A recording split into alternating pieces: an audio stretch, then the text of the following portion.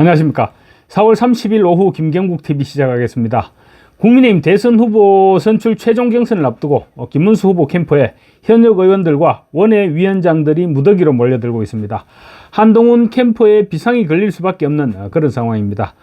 말씀드리기에 앞서 한덕수 대행 소식부터 간단하게 전해드리겠습니다. 한덕수 대통령 권한대행이 내일 오전 안보 관련 장관급 회의를 소집하는 것을 끝으로 내일 오후 사퇴합니다. 한 대행은 모레 대선 출마를 선언할 예정인데 대국민 메시지도 준비 중이라고 합니다. 한 대행은 대국민 메시지를 통해서 국민 통합 비전을 발표하고 임기 단축과 연계한 분권형 개헌 방안과 함께 거국 내각 방안도 함께 발표할 계획인 것으로 알려지고 있습니다.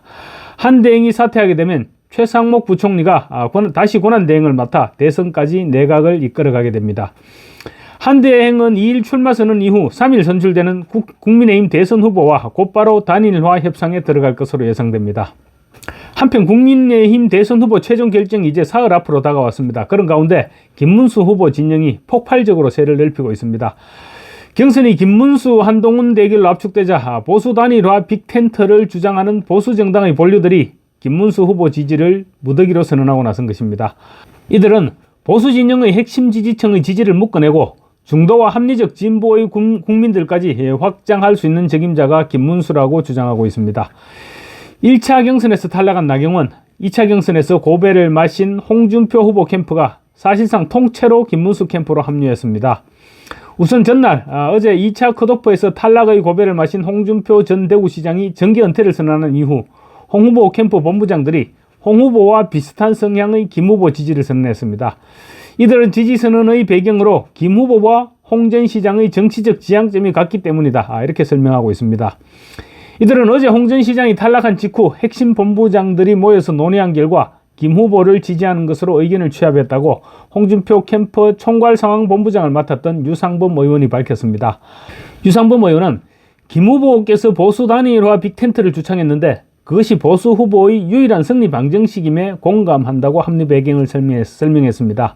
유상범 의원을 포함해서 홍 전 시장 캠프 김대식 비서실장, 백종헌 보건복지총괄본부장, 김위상 노동총괄본부장 등도 김 후보 지지를 선언했습니다. 1차 경선에서 탈락한 나경원 의원도 국민의힘 국회의원, 현역 국회의원 12명, 그리고 원외 당협위원장 24명과 함께 김문수 후보 지지를 선언했습니다.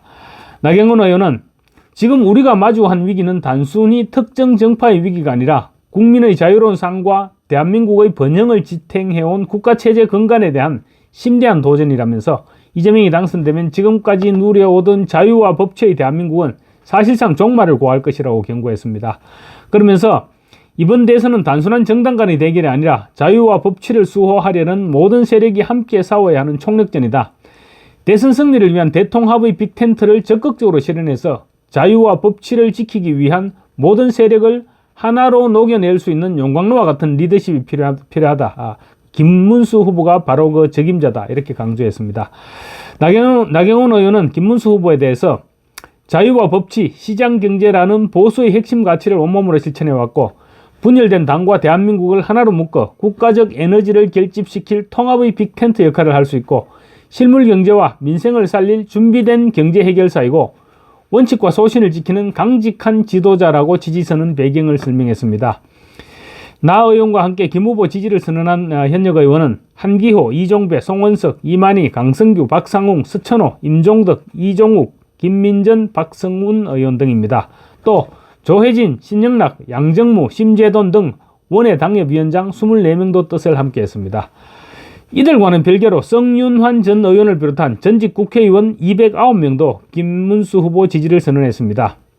성윤환 전 의원은 이번 선거가 과거 선거보다 중요시되는 것은 자유민주주의 체제로 남느냐, 남미식 사회주의 체제로 가느냐의 갈림길이기 때문이라면서 대한민국을 위기에서 구하고 자유민주주의의 반석 위에 올려놓을 인물은 김 후보뿐이라고 밝혔습니다. 이들 역시 김문수 후보가 누구보다 먼저 후보 단일화를 주장했다는 사실을 높이 평가했습니다. 한덕수 대행과의 후보 단일화와 관련해서 김문수 후보는 가장 적극적인 추진 입장을 밝혀온 반면 한동훈 후보는 패배의식을 거론하면서 가장 미온적인 반응을 보여왔는데 반탄과 함께 단일화에 대한 의지 부분이 새 확산의 결정적인 차이를 불러온 것으로 보입니다. 김문수, 한동훈 두 후보는 오늘 밤 10시 TV조선 주관으로 열리는 토론회에 참석합니다. 오늘 토론회에서도 한덕수 대행과의 단일화 방안이 핵심 이슈가 될 것으로 보입니다. 대선 캠프 출범 이후 한대행과 단일화 협상을 가장 먼저 주창했던 김문수 후보는 단일화를 원하는 당심을 흡수하면서 세를 확산시켜 왔습니다. 여론조사 결과 80%가 넘는 국민의힘 당원들이 반드시 단일화를 성사시켜서 이재명에 공동으로 대응해서 승리를 쟁취해야 된다, 이렇게 응답을 했습니다. 반면 한동훈 후보는 한대행과의 단일화에 대한 가능성을 열어두기는 했습니다. 그렇지만 현 시점에서 단일화를 내세우는 것은 패배주의로 비칠 수 있다, 이런 입장을 밝혀왔습니다. 한동훈 후보는 오늘 CBS 라디오 김현정의 뉴스쇼에서 국민의힘 당원도 아니고 출마 선언도 하지 않은 사람과의 단일화까지 구체적으로 얘기하는 것은 경선의 힘을 빼는 것이다, 이렇게 주장했습니다. 이와 관련해서 한덕수 대행의 최측근으로 분류되는 홍종기 국무총리실 민정실장이 사직서를 제출하고 한동훈 캠프로 합류키로 했다고 오늘 한동훈 캠프에서 밝혀서 배경이 주목되고 있습니다. 홍 실장은 한덕수 대행 캠프의 핵심으로 분류되고 있다는 점에서 단일화를 염두에 둔 포석이 아니겠느냐, 이런 분석이 나오고 있습니다. 오늘 토론회의 또 다른 핵심 쟁점은 윤석열 전 대통령 탄핵과 관련된 입장입니다.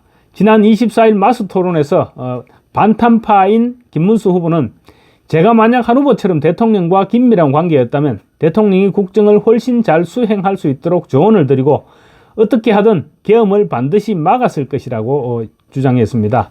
반면 찬탄파인 한동훈 후보는 아버지가 계엄을 했다 해도 막았을 것이다. 계엄령을 막지 않았다면 유혈 사태가 있었을 것이라고 주장했습니다.